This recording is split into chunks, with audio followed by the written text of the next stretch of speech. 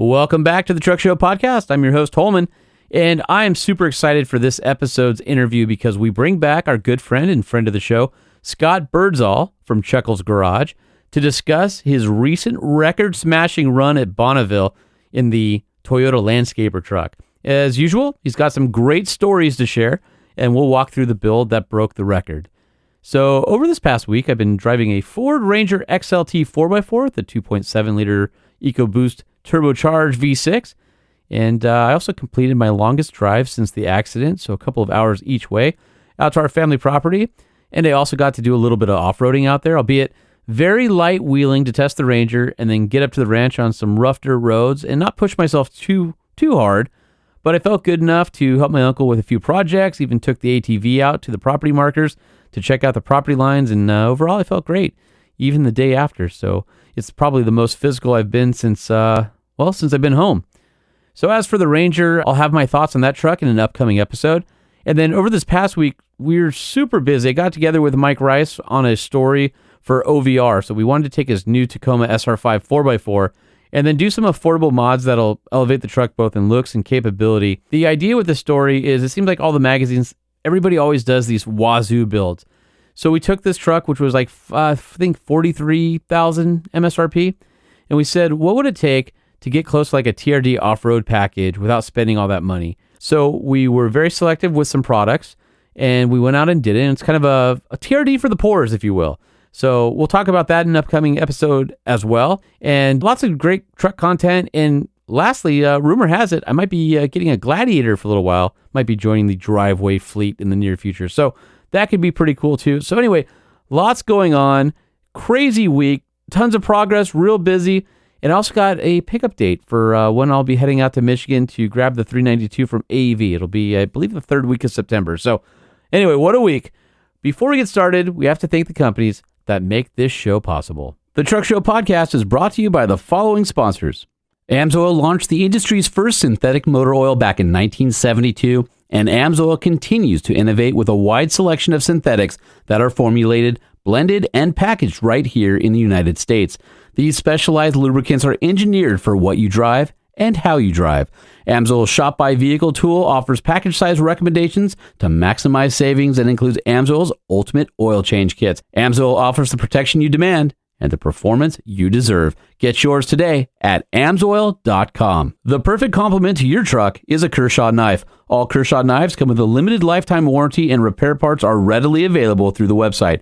Kershaw knives include lifetime sharpening, and the lineup has everything from EDC knives that can be used and abused for under $50, all the way up to high-end collectibles. Thanks to our generous partnership with Kershaw Knives, Truck Show Podcast listeners can get 40% off MSRP and free shipping over $50 by using the code 2TSP2025. It can be used more than once and even includes automatics. Visit kershaw.kaiusa.com today. When it comes to amazing vehicle-based adventure content, how-tos, and great storytelling, only one brand is doing it right in the print magazine space, and that's OVR, Outdoor Vehicle Recreation. OVR is about getting out there in our vehicles to explore and discover the world around us. Get complimentary access for a year to the digital library or a discount on your print subscription today at OVRmag.com. Use the promotional code at Truck Show Podcast. The Truck Show Podcast survives off of sponsorships and your reviews. Please help me to keep the show free by supporting our sponsors and leaving reviews and comments on Apple Podcasts or Spotify. The Truck Show. We're gonna show you what we know. We're gonna answer what the truck, 'cause truck rhymes with the Truck Show. We have the lifted, we have the lowered, and everything in between. We'll talk about trucks that run on diesel, electricity, and on gasoline. The Truck Show, the Truck Show, the Truck Show. Oh, oh. It's the Truck Show with your host, Holman.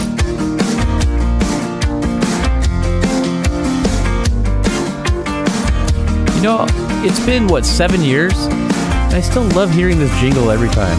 The bed's cool. Do, do, do, do. It's one of those things that I remember when Omar created that and Lightning played it for me for the first time at the K-Rock Studios. I was like, I don't know. And it was totally the right move. It's still cool to this day. So anyway, without further ado, let's check in with Speedy Scott Birdsall. All right, everybody, I've got my friend and friend of the show, Scott Birdsall, finally back. He was out throwing some salt the past couple weeks, and we've been doing this build-up on this truck. Obviously, he ran in the salt last year. 91, right? Oh, yeah, it's a 91 Toyota Hilux, otherwise known as the extra cab pickup here. Yeah, it's the landscaper truck. And you bought this thing and turned it into a race truck, and last year you hit 200 and you were like bummed that you didn't get the speed you wanted. You're like, I've got all these plans, it needs weight, and I was still spinning the tires like 150 miles. So we went through all that. So now we are a year later, and you just like, we'll get into it. But first I got to play your jingle. So hang on one sec. All right. Here we go. Truck famous, hero, star, VIP, ace, big weight, hot shot. Truck famous, big shot, big deal, big gut, big cheese, heavyweight, superstar. Truck famous. That's what you are. That's what you are. You're truck famous now because you took a landscaping truck over 250 miles an hour. So that right there is insane. But the trials and tribulations, I won't get into all of it. I'll let you get into it. But you had some issues with equipment failing that you never imagined would fail. It's made you scramble. You had to get your license. You had to get your qualifying. You almost weren't sure if the truck would be to get. I mean, there's a lot. But first, I want to say it's good to see you. And I want to say thank you for checking in on me when I was laid up there for a while. And you guys, I haven't said anything, but Scott was texting me back and forth. He's like, dude, you didn't have to outdo me with the rollovers. And I think I counted Pikes Peak. You did like 13 or something. I only did like 3 or 4. So I think officially, after watching it 1,000 times, I think it did 11. 11? Okay. I am so glad you did not unalive yourself. Yeah, you and me both. Yeah. I mean, I'm glad your kid's doing good too after all that. That was wild. She's doing crazy good. She starts college in a couple weeks, and her skin graft's almost done on her foot healing. So that means she gets the boot off and she can start doing PT without the boot and walking and all that. So I mean, she's been so inspirational, and just her attitude and everything is it's blown me away as a dad. Like when I see her and she's in these good spirits and she has no right to be as happy and positive as she is. And I'm like, man, that's my kid. It's just, it's so cool. That's a proud dad moment right there. Yeah, definitely. And we bonded more. We had to go through it together and all that stuff. But yeah, I'm happy to be back, but I appreciate that. And I just also wanted to say, in both of our lives, AMSOIL is kind of a big part. I don't want to necessarily make this an AMSOIL commercial, even though it sort of is because they sponsor the show and all that. But the one thing I wanted to say is when you went through your crash, AMSOIL stood by you. When I went through my crash, the thing that blows me away is the humanity that company has, the family that they are, and how they care for you. And we had just signed a renewal for the podcast, and I don't even know if I did 2 shows yet. And here I am, boom, I'm out for a couple months. They sent me care packages. Holly and Sarah were checking up on me. They're just amazing people over there. You know what it takes to go 250 miles an hour. They make a great product. There's no doubt about that. I use it on my personal stuff. You use it in your personal stuff, your race stuff, everything. But I just wanted to shout out the people behind the brand, because you and I are both similar in the sense that we had an experience where they could have walked away and they didn't. They stood by us and were awesome. Yeah. So that's my favorite thing about their company, other than they make a really good product and my stuff seems to be lasting a lot longer than it used to, is they are family. Like when I go there, like it's not like a corporate meeting. It's not a business thing. It's like they're just part of the team, part of the family. I really am stoked on those guys. Yeah. And it's funny because I'll have people ask me, they go, oh, come on, is AMSOIL really that good? I'm like, I've been to the factory. We're in the lab. We saw it, I use it. We've got guys going 250 miles an hour. You've got diesel truck guys. I mean, all over. And obviously the product's proven, but I just want to take a minute before we start just to say thank you to them. They support the show. They're one of your big sponsors for your team. Yes. And just having gone through kind of bad stuff where, sometimes the sponsor goes, I don't really have the stomach for this, or I'll go to somebody else. That wasn't the case. AMSOIL 100% is like family, and they've been amazing. No. They didn't even blink. So hats off to those guys. Yeah, hats off, definitely. All right, so walk us through the beginning of this year, or maybe since the last time we had you on the show.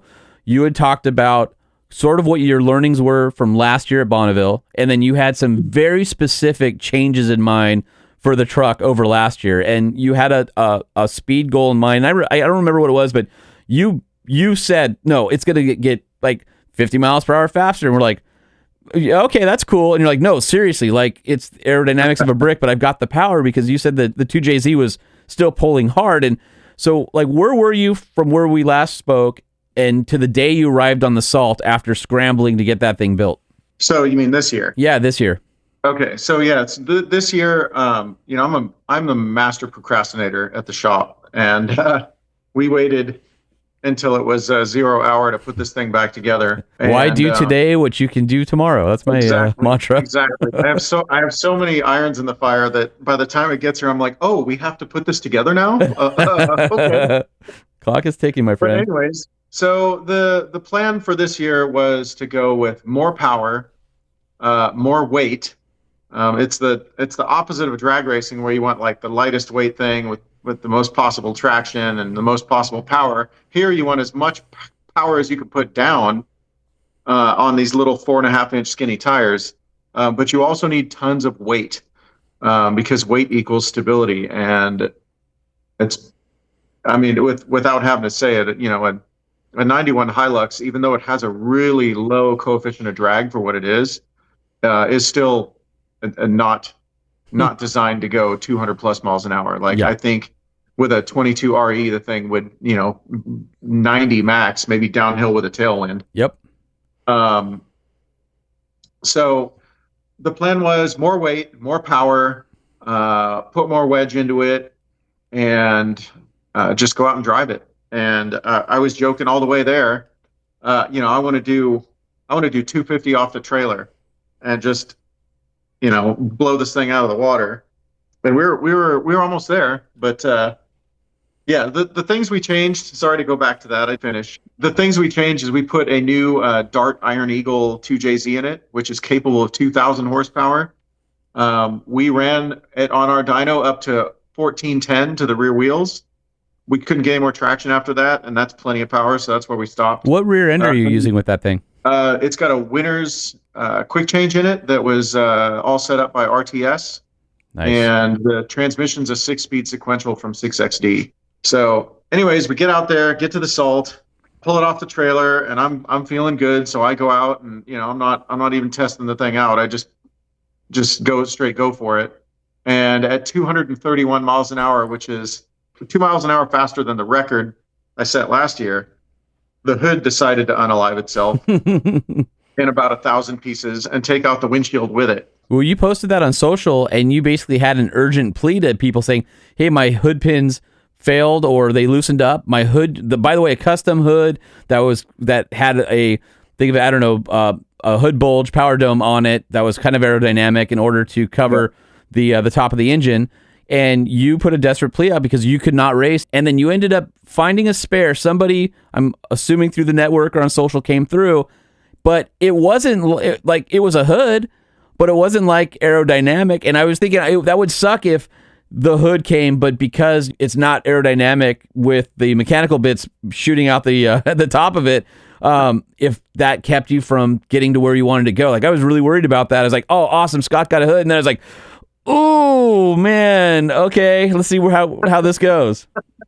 Hey, you work with what you have. Yeah. So I found out. So we went into actually set the record on that run, and they put you in what's called impound. So you can't touch your car because you have to make a backup run. At Bonneville, it's not just a one-way pass. You have to do it twice to prove that you can do it twice and it's not a fluke. And also wind and it balances out the course, right? Like you basically is it in two different directions, so it kind of accounts for other variables that could have helped you get that number in the first place. So it used to years back it was two directions, but now it's one direction. Okay. And you do it the next morning. So you do the same exact pass, okay, same track, everything. So we go into impound, and it's Sunday, and we're in Utah, and I find that you can't do any type of business on Sunday. So I couldn't get a windshield, and there's nowhere was open I could find a hood. So I pulled it out of impound and basically canceled out the record. and went back to the pits, kind of with my head shrugged a little bit, and we started to work on it. And this guy Casey comes by. He's one of my followers, and he's been following the truck and the build and the racing and all that good stuff. And he says, "Hey, I live 2.5 hours away. I have a hood. I'm gonna go get it for you." And I'm Dude. like, "No way! No way!" This guy's like super stoked to help me, and like this is why I love the racing community, Yeah. because everybody just wants to see you succeed for the most part. And this guy drives 2.5 hours, picks up the hood, brings it back. And I tell him, "Hey, what do you want for this? Let me pay for your gas money. Let me give you some money for this." He's like, "If you set the record, sign the hood and give it back to me. That's all I want." Oh, So that's a good deal. that's definitely a good deal. So he goes, gets the hood. We cut a big ugly hole in the hood. My friend Jason and I fix the hood, get it set up. Me, EJ, and Jason the next day go to drive all the way to Salt Lake City, pick up like hood pins and other stuff that we need for the truck, some hardware. And we have this, the only glass person that had glass was, I can't even explain this guy, but he was all over the place. But it was an absolute train wreck watching this guy put a windshield in. But by the grace of God, it went in fine. And yeah, we came out the next day and made the first pass, and that was 230 something, I think. So was that better than your day before where the hood fell off? Or are you right in that neighborhood? It was about the same. The track was really rough and really scary. Like that was a terrifying 230 something miles an hour. So walk us through that. You're in the car. You have a new hood. You can see your mechanical bits sticking out. You're staring at them right in the face. You got a new windshield. And I remember last year when we talked to you on the podcast after Bonneville, you were saying that you were going through, but you were lifting or short shifting because you were like feeling yourself break traction at triple digits, and you knew that you didn't have enough weight. So learning from what you learned or what you knew last year, like how was it different this year, and what was your confidence level with that rough track? Like you're going through, you're like looking at the speedo, or you're like, all right, I hit 100. Okay, I'm at 150. I still got way more. Approaching 200. What's happening in your mind? What's happening with the car? Usually I'll short shift first through fourth anyways, because this truck has so much power. It doesn't really need 5 miles to get up to speed. So that does a few things. It helps me ease into it, make sure everything's okay, and it gets the oil temps up to operating temp before like I really pour the beans to it. Because you're putting some load on it at that point, right? Yeah. So fifth gear, usually shift from fifth to sixth at about 180. And then sixth gear, then I start, fifth and sixth gear, I'm really trying to give it as much gas as I can without it spinning the tires. And this year with the extra 1,000 pounds we put, or more than that, probably 1,500 pounds, that we put in it in lead, it really had all the traction I wanted. And so then I really started stomping down, but then got into the 5th mile on the track, and it was so loose and so sketchy that I just kind of pedaled it up to fast as I could, which was still enough to put me in impound. Yeah. So then I pulled the chute, and I realized that the chute was kind of iffy at 230 plus. It pulls the truck sideways because the lanyard is too short for it. So that was the first pass, and then it put me in an impound. And then you have 4 hours to work on the car, but you can't change anything. You can do things like add weight, change the oil, and then just basically check it over and make sure it's good for your run in the morning. So then we go home and, rest up, come back in the morning. You get your truck out of impound. You fuel it up, make sure everything's good. Then you line up and you do your second pass. And the second pass was amazing. Same stuff, short shifted through fourth. Started to give it to gas in 5. But for some reason on my second pass, I had a massive brain fart, and I shifted into 6th, like immediately after I shifted into 5th. And, you're already going 170 something miles an hour, so you can't downshift. Yeah. So I wasted an entire mile of acceleration trying to get the turbo back to life. Yeah, back on the boil, because you're just too off the revs a little bit, huh? Oh, it totally fell off the pipe. Where does the turbo come in on that? And then like, what's that fifth to sixth drop? Like, where does it? Is it set up where you're at the bottom end, or are you out of boost depending on where you shift it? Is it enough gearing where it drops you completely out? I was in boost in sixth or in fifth, and then I shifted to sixth way too early, like almost immediately. I don't know why I did it. And it was way under the pipe. Like this thing doesn't spool till $5,000, and it probably took my Okay. RPMs down to 3,500. Yeah, that is way under it. What's the red line on the engine? 9,500. Okay. Yeah, but we only spin it to 7,500 because 9,500 is drag race RPM Sure. where you're only at it for like a second. Yeah. But at Bonneville, you're sitting at 7,500 RPM for between 6,500 and 7,500 RPM for 3 miles. So it's a ton more load and abuse on the engine than it is like drag racing would be. Well, just real quick, as I'm envisioning you going through, you're juggling obviously your RPMs, right? You're trying to keep it on the boil, keep the turbo spooled. You're shifting. Yep. At this point? Obviously, you're not using brakes. I'm actually curious. Like, at what point can you use your brakes to slow down? Is it like 90? Is it 50? Or you shoot all the way at the end? And the other question is, what's going on through your mind with steering and directional stability at this point? There's so much shutdown area that you don't really need. Like after you pull the chute, you don't really use the brakes that much, just to kind of stop it once you're going like 20 miles an hour. But yeah, I mean, I'll run you through that run. So I get into the 6, finally get it back up onto the pipe a little into the 4-mile marker, and you go to 5 miles. Okay. And the thing starts pulling like a scalded ape. Like it is moving. And I get, 220, 230, 240, and it's still climbing like quickly. And I'm like, holy crap, this thing's gonna do 250, and I completely botched this whole run. What a beast. And I just stayed in it. And I pulled the chute at around 250 miles an hour. My exit speed was 250.8 on the timing lights, and I reached 252 miles an hour before the chute grabbed and slowed me down. So the truck is capable of 260 plus. What was your goal going in to the week? Was it just 250 or? I usually set pretty lofty goals for myself. Okay. My goal was 270. Okay.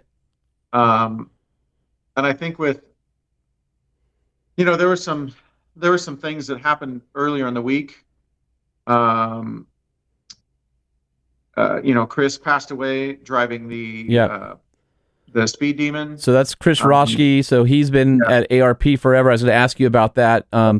I've known Chris for 25 years. Whenever we needed magazine projects, and whether it was Diesel Power Magazine, we needed ARP head studs, or whether it was we needed wheel studs or bolts for beadlock wheels. Like Chris was always the guy that was amazingly supportive. He's the guy everybody went to for high quality USA hardware, and just a hell of a nice guy, total gentleman. And I was blown away because I was scrolling through my feed, just kind of catching up on what's going on, and his face popped up, and I went, oh my gosh, that's not good. And then I read what happened. So I was going to ask you, obviously being there, being in the industry, I don't want to ask, hey, what was that like? I don't want to diminish his dignity or anything like that, but I didn't want to race after that. My team convinced me to keep going.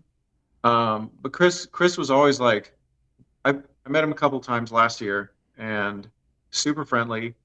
And just all the stories I hear. My friend Jay was good friends with him. He says that he was just like the most positive guy. Always. And it sucks. Yeah. And so the mood was really down. A lot of the racers left. It was kind of a skeleton crew left. All the crew that was running the event stays. Everybody's still there, but a lot of the competitors left. Yeah. And the mood was pretty somber. But yeah, so I just, this year I did, my minimum 2 runs to do it. And then, I set the record like quite a bit higher than it was before. The official record was 239.5 or 0.8. One of those two. It was almost 240. Was that your record from last year, or is this a different class? 229 last year in a different class. This is a bigger class, so I stepped up to. This is 3 liter, right? 3 liter before. This was 3.2. Got it. Okay. 3.2 to 4 liters you're allowed. So it's now the fastest mini truck, of all of them. No class aside, like even some of the big engine powered mid-sized trucks are not as fast. My buddy Jack still has the overall mini truck record, and I think he's 0.2 or 0.3 miles an hour faster. Oh, you got him. Well, come on, you guys. Or have you arm wrestled? What's the bet? You guys have had to have made a bet if you beat his record. I was trying to Rochambeau for him, but, he didn't want to do it. But he's got a really rad S10 with a turbo LS in it. So yeah, we have a really good friendly rivalry. We help each other out, with setup and everything else. But having a friend that you're racing against and you're both going for the same thing is like big motivation. Yeah. So I would say that. So he has the two-way record, and mine is the overall fastest mini truck ever. So you both have a little something. Yeah. So he's still got a little something. And that's the motivation. I'm guessing you're going back, right? Oh yeah, I'm taking it from him for sure. I'm coming for you guys. Are you going to change the graphics so it's his face crying on the hood or something like that? No, that'd be pretty aggressive. I mean, but I thought about doing that for the French guy at Pikes Peak. Yeah. But I mean, he deserves it. He does deserve it. Jack's a stand-up guy, so I'm not trying to troll him too hard. Okay, man. So, what are your big takeaways from this year? What did you learn? What would you change? Because I know you're thinking, I'm going out there. You got some numbers that I think you're pretty happy with. There's still more. There's more in there. As we all know, all of us who've raced before, every race is a learning opportunity. There's nobody out there racing who knows everything. There's always something different every single time. So if Professor Scott was to hold a class right now, what would he say to future Scott on what you guys are doing next year? Well, so at the end of that run, I pulled the parachute, and it sent me almost 90 degrees sideways at 250 miles an hour. So it's pretty violent when the chute grabs, or can be. So the first setup change we're making is I'm calling Alex at Hawley and getting a longer parachute sent out, because it needs one that's 3 times long. The lanyard needs to be 3 times longer to be safe at those speeds. So we'll run 2 parachutes. But otherwise, the truck is going to go back exactly how it is, because it worked really well. I'm probably going to throw a little more weight in the nose, but not much. Not much, because it worked really well. So from the steering standpoint, from directional stability, like how wide are your tires? Because you're using a special wheel and tire package that's rated for these high speeds. And then what are you doing suspension-wise on it? I can't imagine you have very much suspension, so you're probably riding the buckboard pretty good on that, yeah? It's got really heavy springs in it, because the truck, it's a 5,000 pound truck, 5,000 plus, probably 5,500 actually.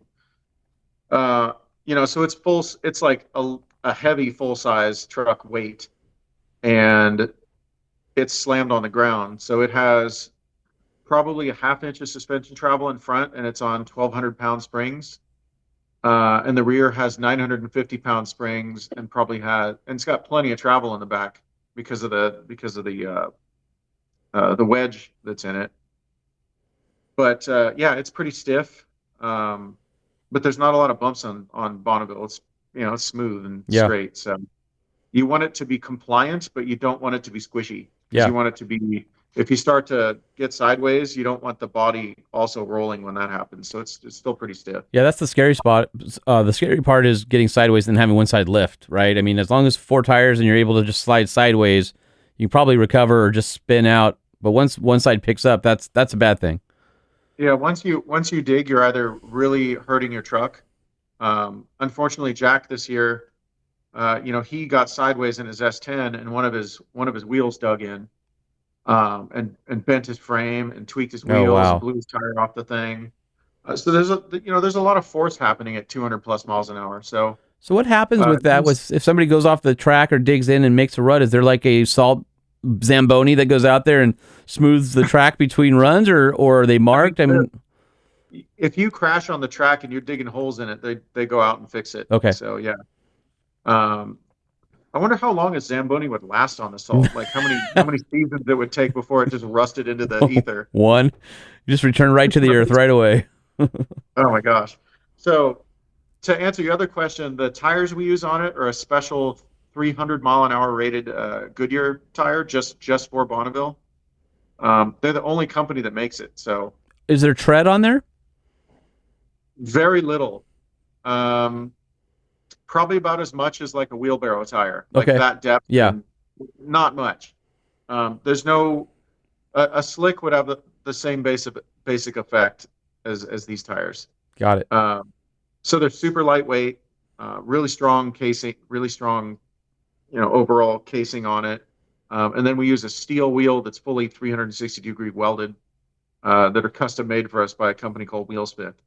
Now, the Aero wheel covers that you see, the dog dishes, there's like a streamliner wheel, or if you've ever seen a Bonneville with this kind of the same style's been used forever. It's just like an aluminum dish. Are those custom to those wheels? Is that something? There's a company that sells them to everybody. I've always been curious about that.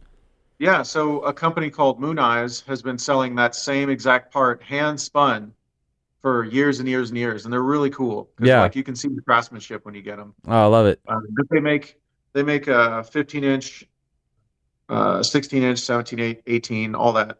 And then the wheels from Wheelsmith already have the Zeus fasteners welded in them. So they're ready for Zeused on. Yeah.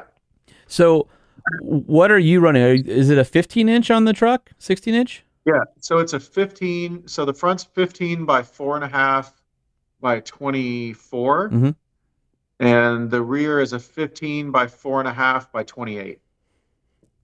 Post run, has anybody from Toyota reached out to you?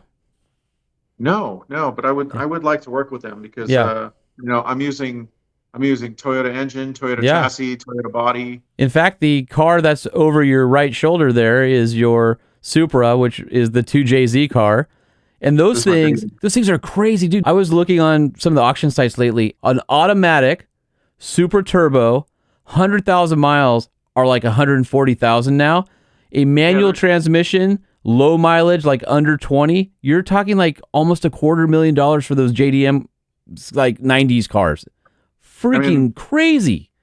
Yeah, they're pretty crazy. So this one right here was built for the Tokyo Auto Salon by Pandem. Pandem Rocket Bunny are like the biggest name in wide bodies in Japan. Sure. So this was a prototype that they built for the show, and they decided to never make this kit. And so this Oh, wow. this is the only Pandem Super in the world. 101. Or one of one. Badass. Back in the day, I started with my first truck was a Ford Ranger, but I started with a Honda Accord LXI 87 with pop-up headlights that my dad gave me. I love that car. Then I got my Ranger because I started getting into off-roading, and then crashed my Ranger. So I was working at a Honda dealership at the time. It was back when Honda was IndyCar racing. I was the parts driver. In fact, I've told the story before, but I taught myself to drive stick because I was 17 years old, and I realized I could get parts for my Honda on the weekend if I brought donuts to the parts department crew because the manager was gone on weekends, and they'd give me their 20% off. So I would go in and I would just hang out with them like, listen, we need a parts driver. You should just work here. You're here all the time. So I had my interview, and the parts manager and service manager, Mike Ricketts, he asked me, he goes, can you drive stick? And I'm like, oh yeah, I can drive stick. And he goes, your driving record's pretty clean. Is it because you're a good driver? Because you haven't been caught yet. It's a great driver.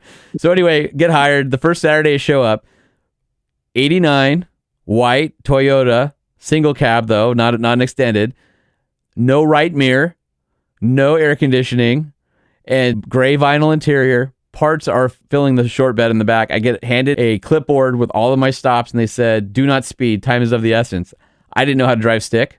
So I got out of the warehouse, riding the clutch, turned out on Beach Boulevard in Huntington Beach at Norm Reeves Honda, popped the clutch, did a one-wheel burnout in front of the dealership on my first day in their parts truck, and then taught myself to drive stick that day.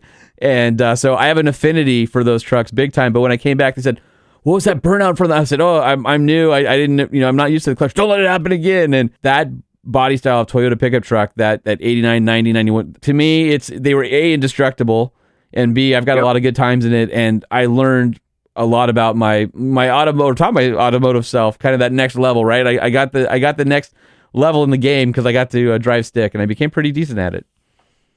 Yeah, my favorite truck ever is the 89 to 94 Toyota pickup or Hilux. I think it's the most reliable, best looking body style Toyota truck. It's a good size, looks good. Yeah. Like they hit so many right things, and it's so funny. Like you'll sit in one of those trucks today. I mean, you have one, but they have a certain smell about them, and the way the plastics feel, the graining. I mean, there's just something about it that's so like 90s Toyota. But I remember when they came out, they went from the boxy, 80s style to kind of the more aero rounded one. And it was a big deal because it was like the first small truck that was a little bit softer in design, but still looked like a truck and looked good. And in fact, when Ford came out with the redesigned Ranger, they kind of tried to emulate that with the kind of the Bullet Rangers because they wanted to compete more directly with Toyota with their styling. And I love those Bullet Rangers. I owned a couple of them, but the Toyota to me is a little bit more pure of a design. Yeah. Plus Ivan Stewart drove one too. Yeah, so come on.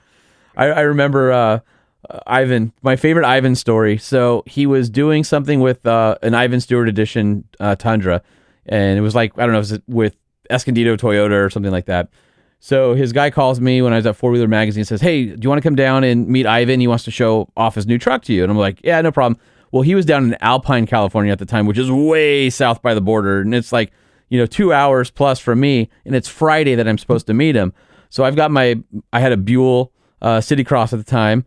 So I rode my Buell to work in LA. And at the end of the day, I rode my Buell all the way down to see Ivan. And so I go to Ivan's place, and he's got the old video game machine there, and he's got all this memorabilia and stuff and stuff at his office / shop. And he comes out, and Ivan goes, "What's that motorcycle?"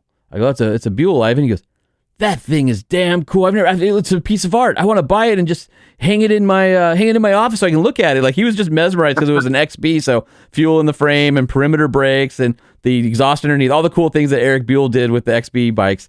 Yep. And he goes, "Can I sit on it?" I'm like 5'9", 5'10". Ivan's like 6'4" or something like that, 6'2". He's a tall, slender. He's kind of got that Marine Corps build with the skinny waist and the broad shoulders. And I'm like, "Yeah, Ivan, this is before we had like cell phone cameras." Ivan Stewart sat on my like little tiny Buell, and he's like, sitting on it. And I was like, I have no way to take a picture of Ivan Stewart sitting on it was so out of proportion. It looked like Sasquatch was riding like a kid's bicycle. It was hilarious. So he's a great dude. I actually talked to him on Instagram. I invited him to come to Bonneville and drive the truck.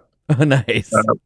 But he couldn't. Yeah. So he's a good dude. I see him at SEMA. I used to see him when I raced Baja. He'd be walking down the street and saying, "Hey, Ivan, hey," he's just a super cool dude. All right, I got a question. I know this is the Truck Show podcast, but over your other shoulder is your 32, and that thing's badass. Can you just tell us a little bit about that one? So that's my 32 Ford two-door sedan. It's got a 330 DeSoto Hemi in it. It's got a 4-speed G-Force dog box in it, which makes it kind of fun. Little, full throttle clutchless upshifts are pretty awesome on a Hemi hot rod. So awesome. It's like 2,000 pounds and 400 horsepower. It's super fun. But it's like traditional hot rod. It's got a bench seat in it. Yeah. There's no billet anything on it. It's got Halabrand aluminum wheels. They're no hood. Yeah, no hood. Rebel wheel makes the wheels for it. It's got BLC headlamps, 6 carburetors. So cool. It's just a traditional hot rod. Yeah. No, I love that because I feel like when you go to a car show these days and you go walk by the rows of different cars, you look at some of the stuff like from, let's say it's the 60s, for example, because it's not that long ago.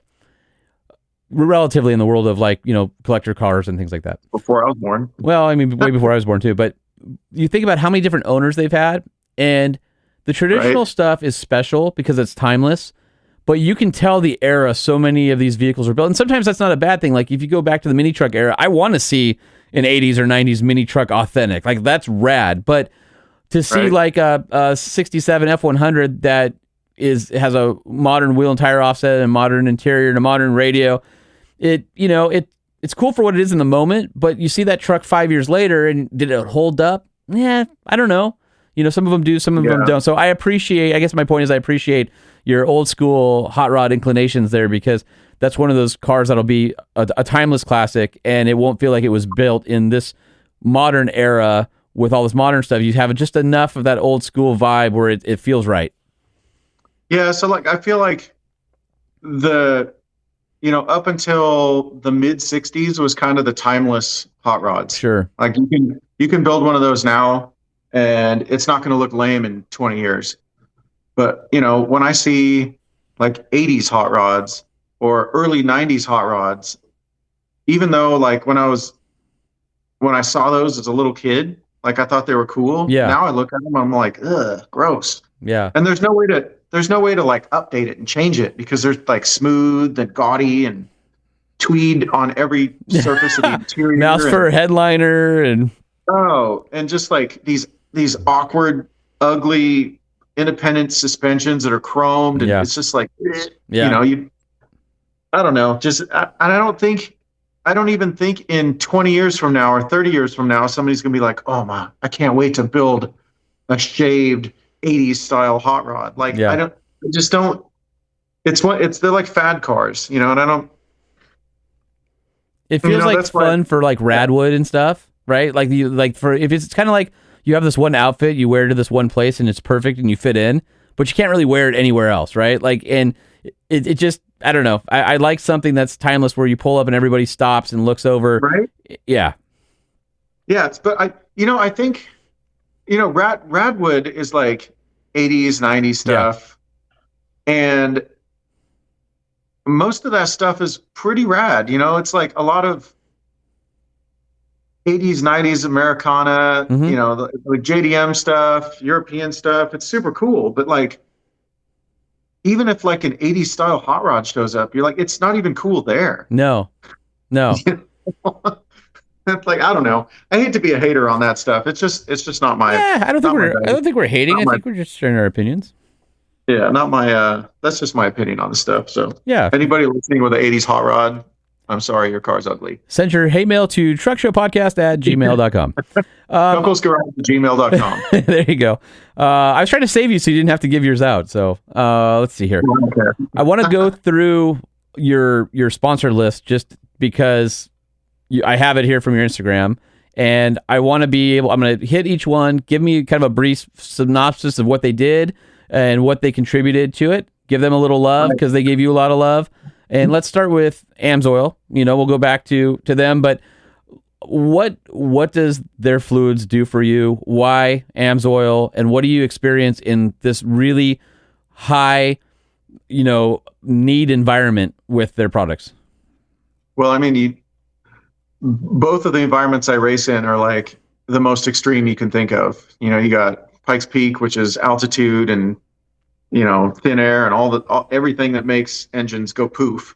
And then you've got Bonneville, which is also altitude and, thin air, but also you got the candle lit for 5 miles, which also makes engines go poof. So you got to have good stuff. So we've analyzed the AMSOIL every time, and it's always really good. And especially when we dilute it, running, because the mini truck runs on methanol, and you know what methanol does to oil. Oh, dude, bad stuff. And it does really well with it. So, other than them being a family company, and they're my title sponsor, so they support like the entire race program. They're basically almost everything. Yeah, we got a bunch of other sponsors as well, but AMSOIL is they're the number one. Dart Machinery. That Dart Machinery. So Dart Machinery came on board this year, and they built the engine in-house, the short block for it. And they built me a 3.2 liter Iron Eagle 2JZ that's good to 2,000 horse. Super easy to work with, and I didn't kill the motor, so I guess that's the best review I could give for it. Yeah, right. Made lots of power, and it lived. So. And you get to do it again next year.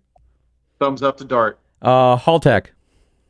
So Haltech, Andrew at Haltech, he really takes care of me. So he supports me with technical knowledge, tuning support, and they make the best ECUs out there. Like we use the Nexus R5 and the PD16 on the truck, and the thing's basically the space shuttle. It's got so many different things going on.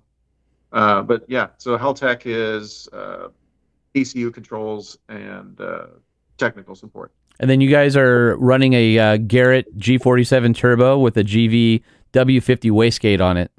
Mm-hmm. Yeah, so the Garrett's a longtime supporter. They came on, and Tim at Garrett. Love Tim. Yeah, Tim's He's rad. a super cool dude. I've known him for a long time and love that guy.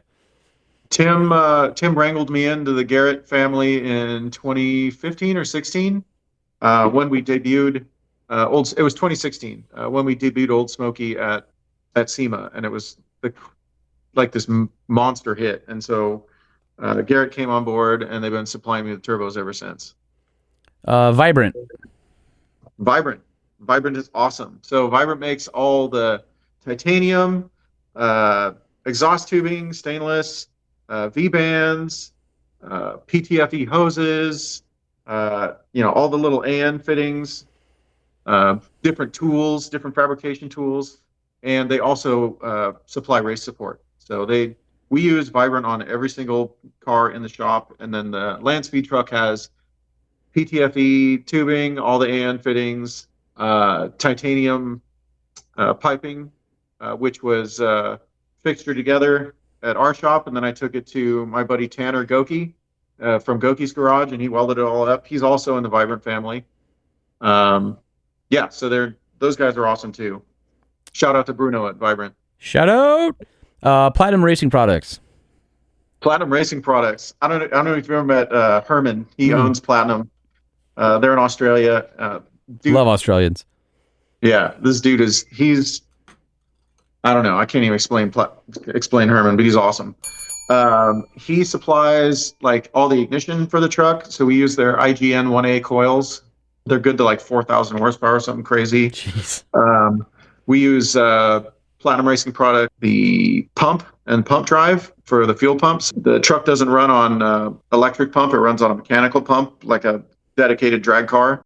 What else do they make that we use? All their titanium hardware, cam gears, oil pump. They make all kinds of crazy stuff. Their thing is billet. They make the best billet parts on the planet. Really big on RBs, but they also do 2JZ stuff. Which is awesome. Yeah. Artec Performance. Artec, yeah. So Ben at Artec, he's also awesome and also an Aussie, but he does the investment cast turbo manifolds for the truck. We use their 70 millimeter Big Daddy one. It flows super awesome, great boost control. And then we also use a new, I think we got the first one, but it's the turbine housing, also investment cast for that Garrett G47 turbo that we use. And it just made all kinds of power and was super easy to control. It was great stuff. Awesome. Radium, all the fuel stuff. So we used Radium fuel cells, some of their specialized fittings, fuel pump hangers. Oh, and the fuel pump, like the damper. Oh, the pulse damper. Yeah. The guys at Radium are awesome. So this is a big one. The 6XD gearboxes. Oh, yeah. So you're using a sequential gearbox. So maybe explain to everybody what that is and why you go with that particular box because I believe you use that in your Pikes Peak. I think Smokey had that as well, right? Yeah, Smokey had a 5XDX at one point. And then I've got a 6XD in one of my Supras. I've got a 6XD in the mini truck, and then we put them in customer cars too. So the main reason we use it in the land speed truck is so we can control the gearing ratios. It's really easy. It's almost like a quick change transmission gearing. But the biggest reason is reliability. Those transmissions can handle 2,500 horsepower, so they are tough. And Rick and the guys at 6XD really know how to put together a transmission. I mean, you're putting some crazy power down, and it's surviving. And It's not like it's a one-off. You've used it in a lot of different applications with crazy power bands, like, Old Smoky coming on hard with a lot of torque and surviving. And then you used the QuickTime SFI bell housing from Holley as well, paired with that, right? Yeah, that's a no-brainer because the thing's built like a Sherman tank. So, and they're really accurate. So we never have any problems with, run out on the centering. So those go on every engine swap. Everything gets QuickTime bell housing. Nice. Run BC. Oh, Brian. So Brian Crower. So in our last Bonneville engine, he did the crank, the rods, the cams, springs, everything. On this engine, since Dart built it, Brian supplied the bronze guides and the stage 3+ cam for the engine. We've been using BC stuff for a long time. So all the 2JZs get BC or Kelford cams. And then SuperTech Performance. Yeah, the guys at SuperTech, also rad, but they make all the valve train stuff. So we use their sodium valves, their super alloy valves, springs, retainers, and then they make a really cool shim style bucket that goes in those things. They've got a special DLC coating on them. It's also I don't know the metallurgy behind it, but they're rad. And that's they work really good themselves. The diamond-like coating for durability, right? Yeah. And we call them shim buckets, but they call them something else, but it's totally not in my head. It's way too late in the afternoon for technical stuff. Cam followers, valve springs. Cam followers, yeah. That's go. What they call them. Yeah. RS Garage. So that's Jay Meager. He was the guy that did Real Street before, and now he owns RS Garage. That guy is the 2JZ Oracle. He knows everything 2JZ. He just did nearly 400 miles an hour in a Dart 2JZ streamliner called Valley Fever at Bonneville, and also set a record alongside me. But I look to him for knowledge, and he also supplied some really trick ARP head studs for it that have a 1/2-inch root and then taper up to the 2JZ stock size.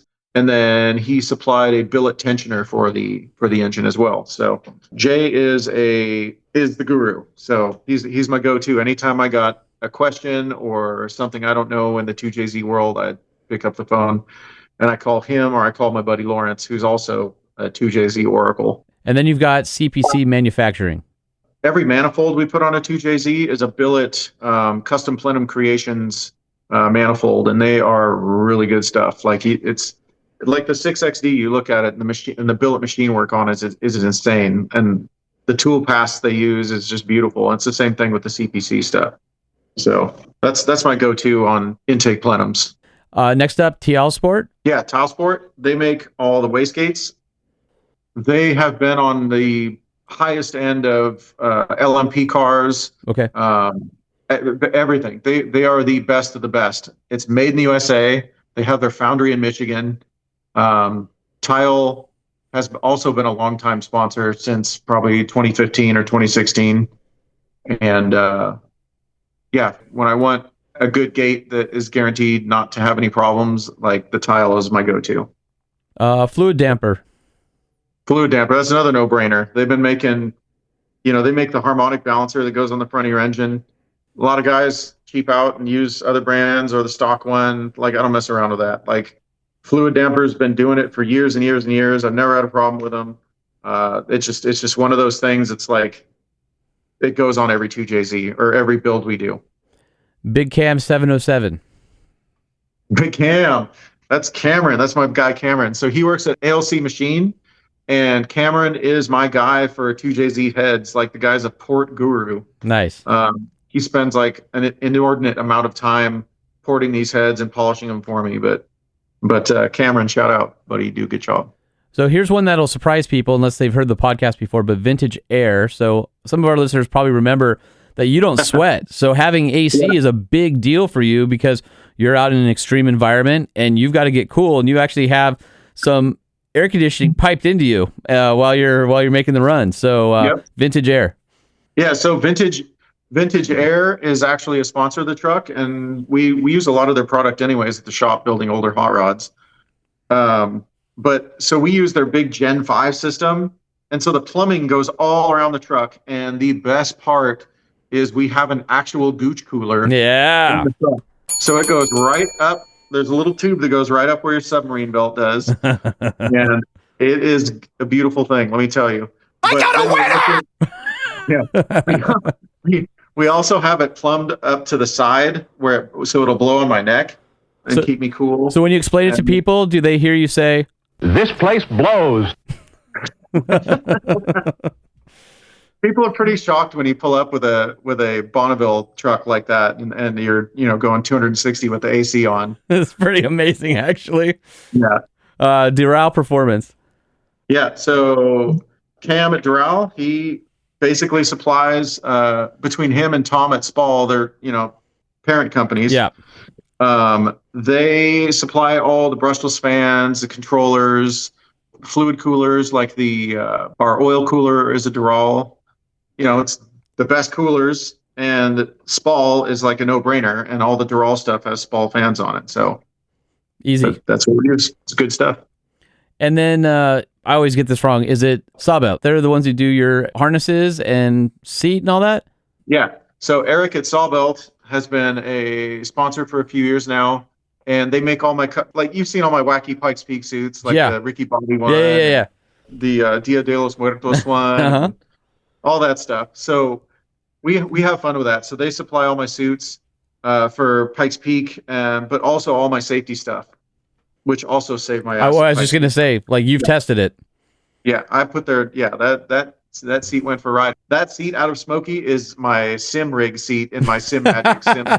Yes, that I practice with now. Yes. So it did not die with the truck. Good. But Sawbelt, I use seats, belts, nets, all that stuff. They make good stuff. PTP turbo blankets. If it wasn't for Manny at PTP, like half my cars would have burned down by now. So their stuff is also made in Texas, and it's all like heat control stuff. Really good stuff. Family-owned company. The guys are pretty rad. Like Manny comes out and helps me at Pikes Peak, but they make like turbo blankets, heat wrap, etc. And it's made in the USA, and it works really good. Don't buy the cheap Chinese stuff. No. And then you guys also use Toyos as well, right? Like, it's not just the Goodyears. You actually have a wheel and tire package swap at some point during your effort. Yeah, so for the half mile, this truck is also the fastest truck in the half mile. We use the Toyo drag radials in the back and Toyo street tires in the front. We have to use the Goodyears at Bonneville because they're the only one to make a 300-mile-an-hour rated tire. But for all the half-mile records and everything else, we use Toyos. You're running lithium-ion, so anti-gravity batteries, and then you've got is it a custom battery box is it Melee Design? Yeah.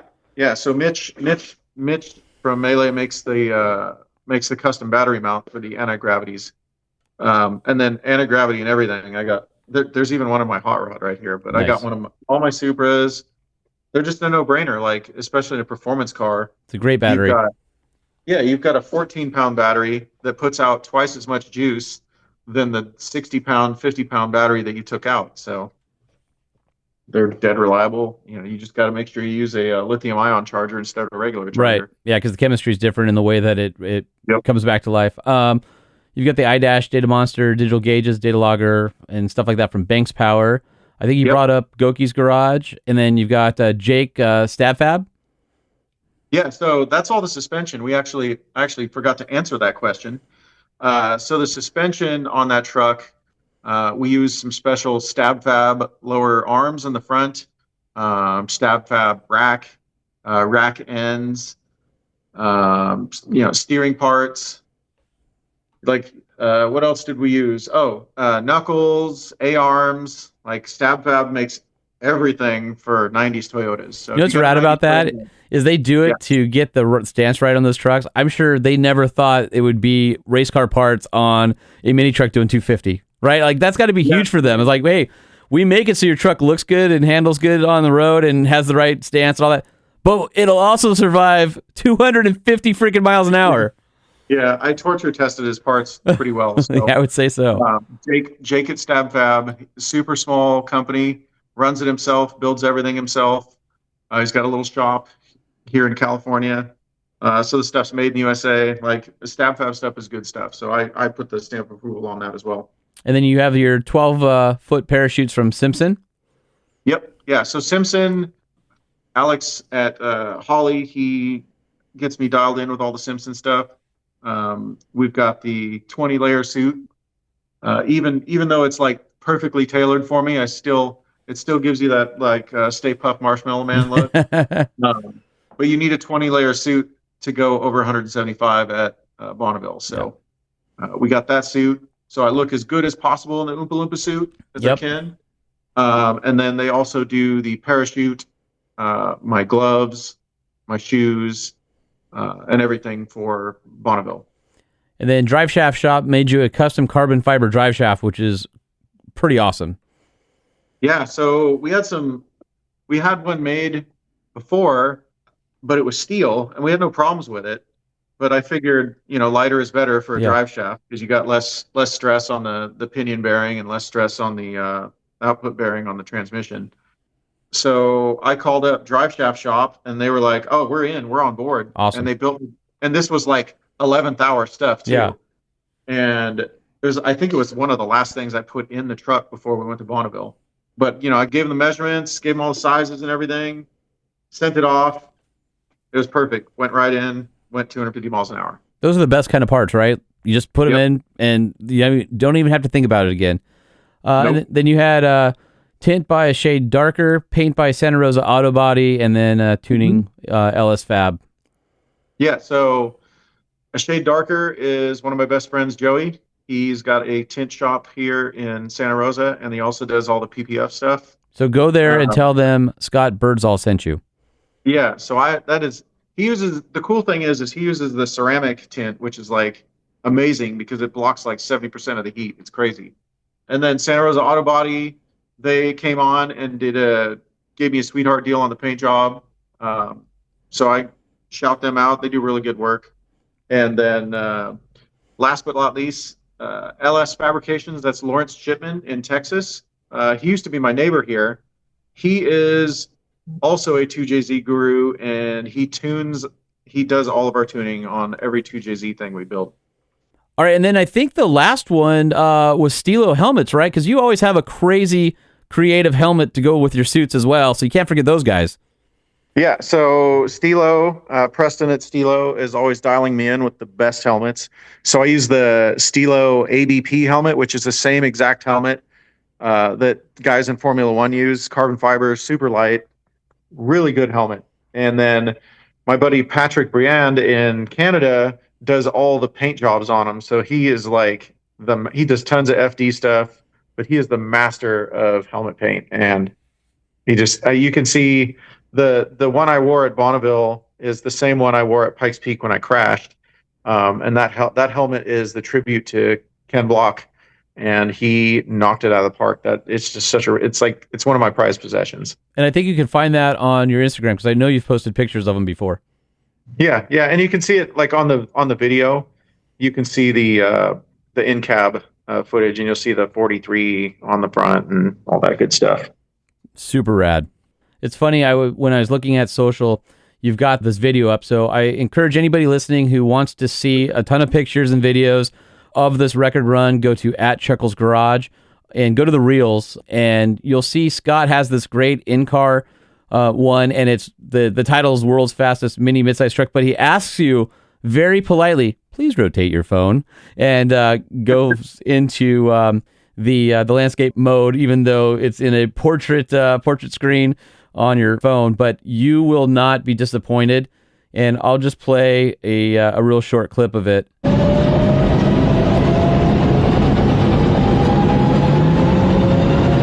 you can hear the turbo. There it is. 68 miles an hour, 74. Shift, 90. 100. Shift. I mean, that thing just absolutely scoots. And go do yourself a favor and go to Scott's Instagram and watch that video all the way through. It's freaking awesome, and you really feel like you're driving in the car with him. Yeah. Also, if you go to YouTube and just go to my YouTube channel, which is Chuckles Garage Official, I just posted the entire run, so you can awesome. see it Okay. in like full 4K. You can hear those straight cut gears screaming away. Yeah, put that on your big screen. I haven't done it yet. I'm going to go do that right after this. All right. So one question I forgot to ask, and then one more follow-up, and then I'll let you go. The first one is, you kind of mentioned, the Zamboni falling apart in the salt. What's corrosion like out there? And like, what kind of care do you have to take of the truck after your run to make sure it doesn't start returning to the earth before you return home? Yeah. So everything gets blown apart. Axles get cleaned, bearings get repacked and cleaned. But the first thing I do when I get it home is I've got this portable lift that goes outside, and we lift the truck up and we just put a sprinkler under it all day. And the reason we do that is we want to hit it. We want to dissolve the salt and have it drip down, because a lot of people make the mistake of taking like a pressure washer and trying to pressure wash the salt off. And then they blow it into the car? Then you blow it into all the seams. Yeah. Ugh. And it's game over after that. You're not getting it out. Yeah. So what we do is we put a sprinkler under it, and it just sits there, and I move the sprinkler around. And then, I put the sprinkler in the fender wells. I put it under the truck. I put it under the engine. And then I go through with a low pressure sprayer that has this stuff called Salt's Gone in it. That stuff works rad because my truck has zero rust on it. And it's second year at Bonneville. It looks great. But what it does is the Salt's Gone is like this. It's like $100 a gallon. It's super worth it.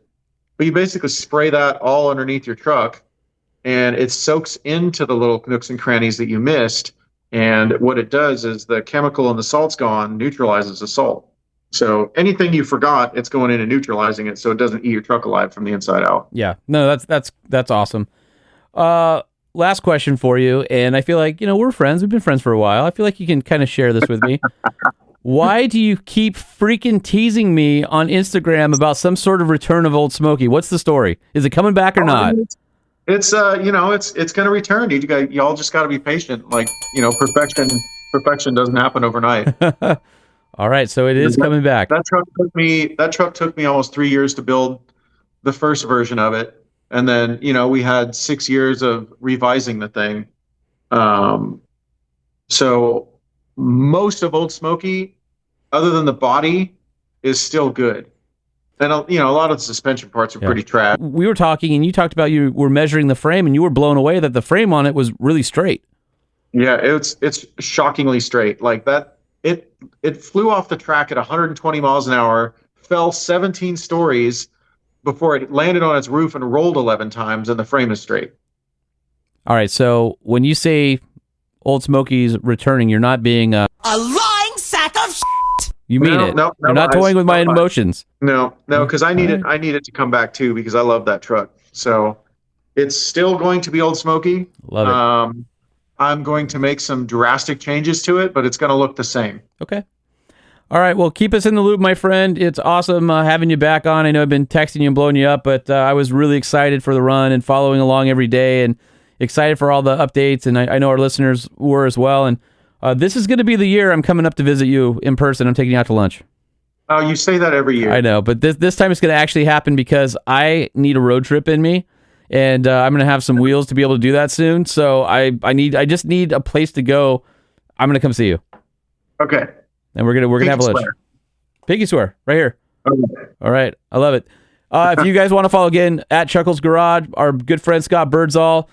Dude, thank you so much for your time. I know you're crazy busy and you're probably trying to relax with the family after being gone, but always a pleasure to have you on the show. Hey, thanks for having me. So how cool is that? So awesome to have Scott on. So one last time, congrats again to our buddy Scott Birdsall from Chuckles Garage. And one last thing before we go. In our last episode in the letters, we were talking about the Super Duty Tremor package, and I mistakenly said the Tremor package was only available on F250s, and I just wanted to correct that. It's also available on F350s. So sorry about that. With that being said, it's time for me to get back to work, so that means I have to sadly say goodbye to you for now. But if you just can't get enough of the Truck Show podcast, you can head over to Facebook and join the Facebook group, the Podshed Insiders, where you and 500 fellow listeners can talk trucks 24 hours a day. The Truck Show, the Truck Show, the Truck Show, oh, oh. Or you can always follow us on social at Truck Show Podcast, or my personal one at Sean P. Holman. Leave a message on the 5-star hotline, 657-205-6105, or give us your feedback, send in events, know your notes, truckshowpodcast@gmail.com. So before we go, I want to thank our sponsors one last time. AMSOIL. I think you heard personally how Scott and I both feel about the people and the product at AMSOIL. Amazing people, amazing products, the best in synthetics. You can get oil change kits, car care products, lubricants, and you can buy it all online. Super easy, amsoil.com. And truck guys need knives, so head on over to kershaw.kaiusa.com and use the code 2TSP2025 and get yourself a pocket knife from Kershaw Knives. They make a whole line of knives, whether they're made in the USA or affordable EDC knives that you aren't afraid to use. And of course, you go to ovrmag.com and use the @TruckShow code at checkout. Get yourself a free year digital subscription or discount on the print subscription. It's a great magazine. What can I say? We work hard, and we got a lot of pride in that, and a lot of love goes into making that magazine 6 times a year for you guys. And of course, you can always check out all the things going on the website because we're updating that all the time. Anyway, appreciate all of you. Thanks for listening, and let's do it again soon. The Truck Show Podcast is a production of Truck Famous LLC. This podcast was created by Sean Holman and Jay Tillis, hosted by Sean Holman, and uses production elements by DJ Omar Khan and Jay Tillis. If you like what you've heard, please open your Apple Podcast or Spotify app and leave us a 5-star review. And if you're a fan, there's no better way to support the show than by sharing it and patronizing our sponsors. Some vehicles may have been harmed during the making of this podcast.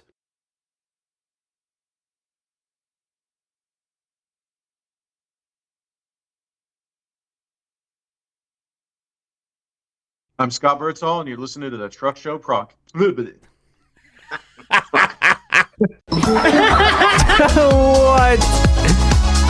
At least they're having fun.